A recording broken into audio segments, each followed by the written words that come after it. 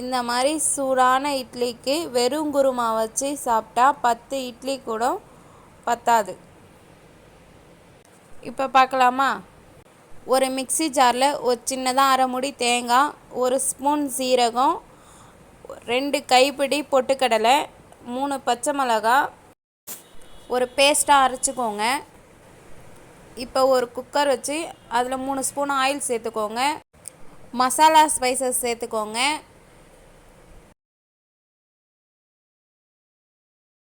2 பெரிய வெங்காயம் கட் பண்ணி சேர்த்துக்கோங்க. 10 பல்லு பூண்டு தட்டி சேர்த்துக்கோங்க. சின்ன துண்டு இஞ்சி தட்டி சேர்த்துக்கோங்க. ஒரு கொத்து கருவேப்பிலை சேர்த்துக்கோங்க. இப்போ இஞ்சி பூண்டு பச்சை வாசனை போகிற வரைக்கும் வதக்கிக்கோங்க. வதக்கிட்டு புதினா ஒரு கொத்து சேர்த்துக்கோங்க. ஒரு சின்னதாக பழுத்த தக்காளி கட் பண்ணி சேர்த்துக்கோங்க. தேவையான அளவு உப்பு சேர்த்துக்கோங்க.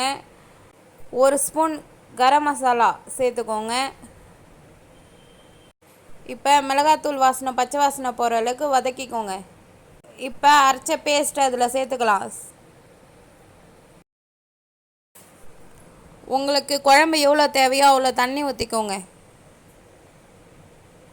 இப்போ கலந்து விட்டு 2 விசில் விட்டு இறக்குனா சூப்பரான குருமா ரெடி.